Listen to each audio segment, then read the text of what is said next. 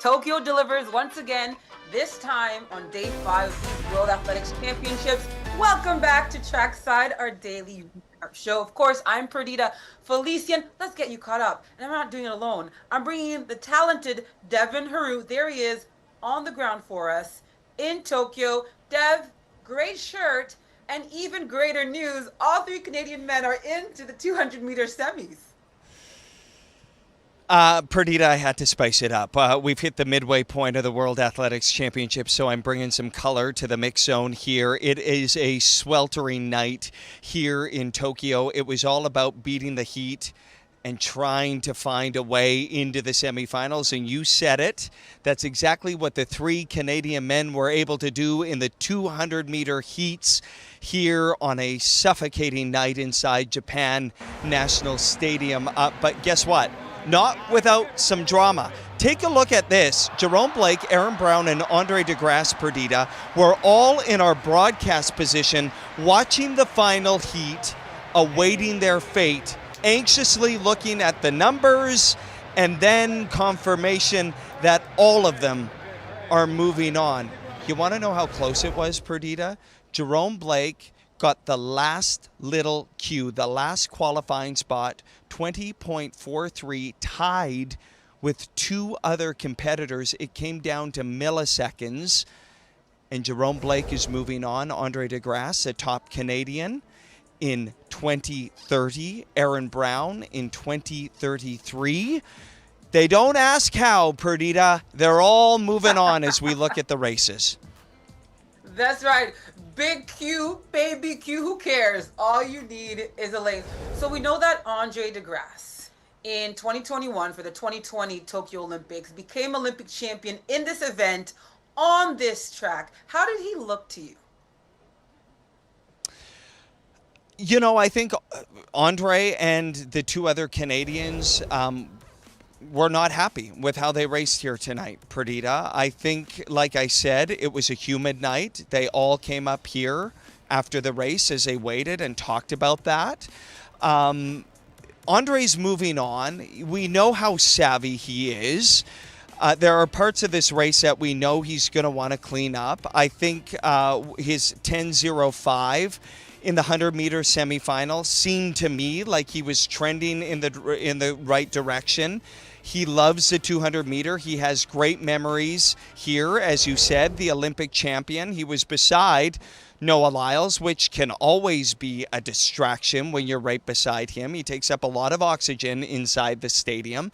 And so Audrey did what he had to do. He didn't panic. And I think, like I said last night in the 800 meters, in the 200 meters here tonight, you saw that experience shine, because here's just a blanket statement, Perdita. We're seeing some crazy things happen on this track, some slower performances, athletes falling, carnage on the track. And so Audrey just moving on, I think, was an important thing here tonight. That's all you want to do, and I think he really is going to be quicker in the semifinal. Absolutely. And basically, it's not a track meet. It's a circus, is what we're saying. So much drama, so many unknowns happening on this track. Surprises, I should say. You saw my co-host, Aaron Brown. It was so good to see him in that race. He's through. I know not in the fashion or the way he likes it, but of course it has to feel good for him. I call him the elder statesman respectfully, but he's been around since 2012, so has to feel good for him to advance on. Tell him I say hello, please. Yeah, absolutely, Perdita. His 7th World Championship, and, you know, hasn't he just been able to get it done year after year after year? And there he was, all business at the line, a great start. He attacked this race. I liked what he put forward here. But I think this is sort of uncharted territory for these Canadian men, Aaron Brown and Audrey de Grasse. In fact, Audrey joked that he had never had that little cue in the heats, and I think it was anxious moments, no doubt, for Aaron, who pushed to the line 5th in his heat. And, you know, I don't think he was happy with that. 20:33, you see him looking up at the clock there. And then that agonizing wait. Nobody likes having your fate taken out of your own hands, and that was the case for all three Canadians.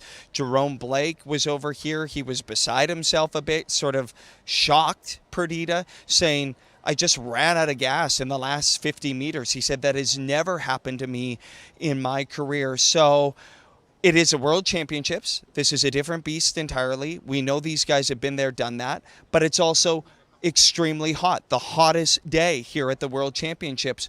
All of these things factor into performance.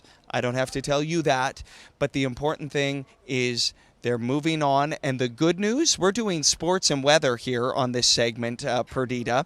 The good news is that it's actually getting cooler the rest of the week. I think some rain is also in the forecast. So it's going to get cooler, and I think that'll be a big relief for all of the competitors here.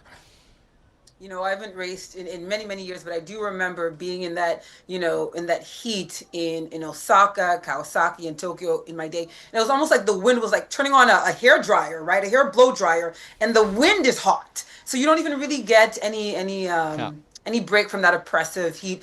Let's talk about the women. Julian Alfred is out, which to me that changes the complexion of the race slightly. But of course, Melissa Jefferson-Wooden, how good did she look to you? And I mean, in my mind, this is hers to lose. 100%. It's hers to lose. It looked to me like she was the only one out there tonight. Just completely unflappable. You know, the other night after she won the 100-meter, she talked about discipline. You, Donovan, and I spoke about that discipline. She shows up here looking more prepared, more businesslike, more ready to attack the race than any athlete I've seen in this field. And look at her. I mean, she is just surging here tonight in the heats. And it was interesting. I'm always watching the athlete's demeanor. And here tonight, you know, after the 100-meter, Perdita, obviously she was jovial and celebratory. But even during the heats and the 100-meter showdowns, she was chatty up here in the mix zone. She took her time. Not tonight. She was all business. She got out of this mix zone. She got out of this stadium as quick as possible. She's in a league of her own. It is hers to lose, and I really don't believe anybody's going to stop her here in Tokyo. She has my vote too. Quickly, your thoughts on Audrey Leduc, the lone Canadian through to the semifinals in her first World Championships. Yeah, she is moving on, and I think that is the key here for Audrey. 22:82, just shy of her season best time. And interestingly, Perdita, I asked her about what her expectations were coming into her first World Championship. I think we sometimes forget because she sort of just burst onto the scene in a meteoric way with national records. She is a national record holder in the 100 and 200 meters. She told me, Perdita, her expectation was to make a final, either in the 100 or the 200.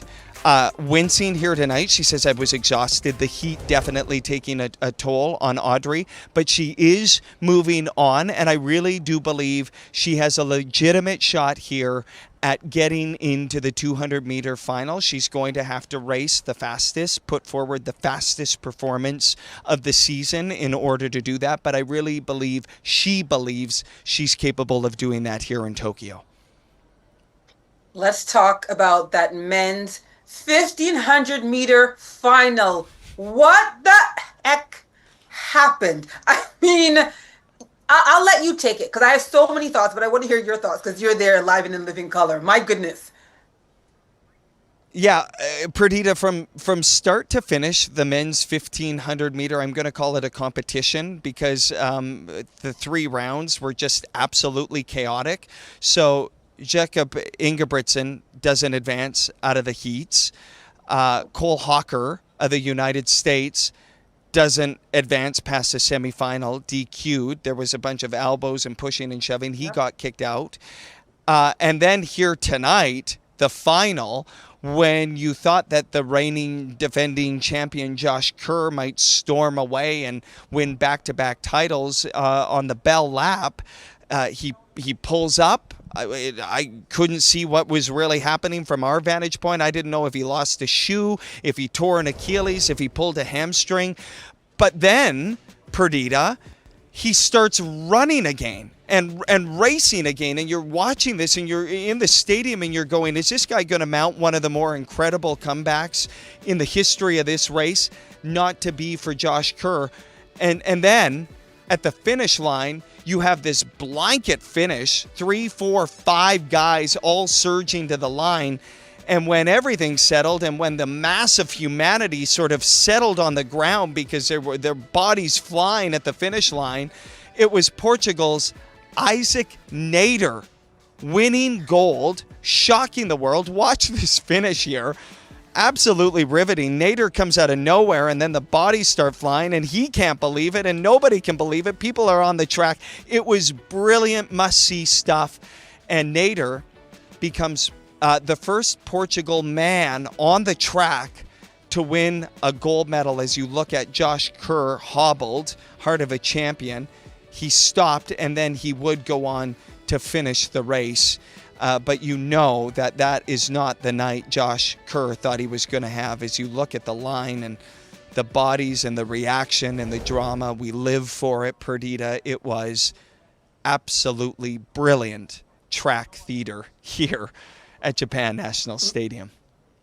Oh, yes, it was. The scream I scrumped as this last lap was unfolding. And Josh Kerr has been on trackside. He was one of our first athletes to come on. So laid back, so easy. You hate to see him go out like that. But there are 3 past world champions in that race, and none of them repeated. This is one of the hardest races to win because it's tactical, it's strategic, it's bumper cars, clearly. But hats off to Nader. And, of course, Whiteman, who got the silver medal, seemed like he did enough. Almost quit the sport for various reasons, injuries and whatnot. Just misses out, but that silver medal has to be a great consolation for him. Quick note, tomorrow is a big day for Canada's Marco Arop. Reigning world champion, can he defend? Will he defend? How tough is it going to be for him tomorrow?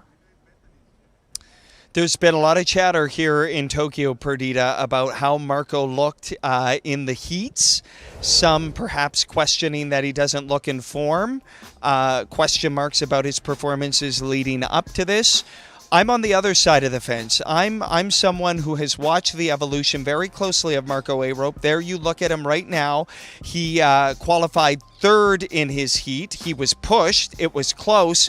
But here's the thing about Marco. 4 years ago on this exact track, he ran out of steam in the semifinal, and it changed everything about the way he would approach this race. He modeled, up until that point, his race strategy up against the great David Rudisha. He watched David Rudisha's world record winning run at the London 2012 Games. It was the first time he had ever seen the 800 meter, and Rudisha always took the race out and he said, I want to run like that guy. But he did that here 4 years ago in Tokyo and he couldn't hold on, and he said, I need to find new ways, different ways to win this race. Well, in the heat here yesterday, he was second last after 400 meters, and then he turned it on. Perdita, to me, this shows the evolution of Marco, that he can win from any position in the race, and I think in the semifinal, he's probably going to take it out. He's probably going to push the pack, and I really believe that Marco is just going to find a way here in Tokyo to find his way onto the podium. There are a lot of questions, but I think he's going to answer all of them because he has figured out how to master this race. And we will be taking notes. We will be taking notes on that because I believe he has it in him. Devin, you are on hallowed ground, right? The first time that Tokyo hosted these World Championships is not now, not the 2025 edition, but way back in 1991. Yeah, absolutely, Perdita. Special stuff. And, you know, when you walk over to Japan National Stadium, on the side of the facade, they have the 1991 World Championship emblem, and then they have all the winners outside of it. So I started taking a close look at it earlier tonight as I made my way into the stadium. Of course, you have the long jump champions on there, and tonight the men's long jump champion was crowned in a distance of 8.39. But get this, in 1991, right here, the best men's long jump competition played out. It was Michael Powell and Carl Lewis in a showdown for the ages. And on August 30th, 1991, it was Michael Powell, who just so happens to be the father of Canadian Misha Powell, who has competed internationally in the 400 meter. It was Michael Powell breaking the world record, 8.95. Carl Lewis also broke the world record that night, 8.91, considered the best men's long jump competition in history. NBC, Perdita, took it live for 20 minutes, the first time they had ever done it. That's how riveting it was. And so the winner here tonight, 8.39, the world record, 8.95 in 1991, a record I don't think will ever be broken, Perdita, because it has stood the test of time, and it all happened right here in Tokyo. It has to the test of time. Who can forget that epic battle, right? Bob Beamon, the world record before that was 890. He takes off or adds 5 centimeters to it. It had stood for 23 years. This one even longer. And I know, of course, Misha. I've talked to her about her dad. Incredibly proud of him and that accomplishment. All right, tomorrow is another day. We have a lot to look forward to tomorrow. Of course, Devin, Sydney McLaughlin-Levrone going for gold against the Olympic champion, my lady Paulino, in that 400 meters. She's taken out the hurdle. She's like, who needs hurdle? Don't need them. How exciting is it for the potential of what's going to happen? A lot of people are saying world record. I don't know about that, but she just dropped or lowered the American record. Was not even phased by that, Devin. But to me, this is one of the races.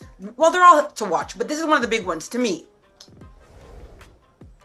Yeah, Perdita, it's going to be absolutely electric here in this stadium for Sydney's 400 meter.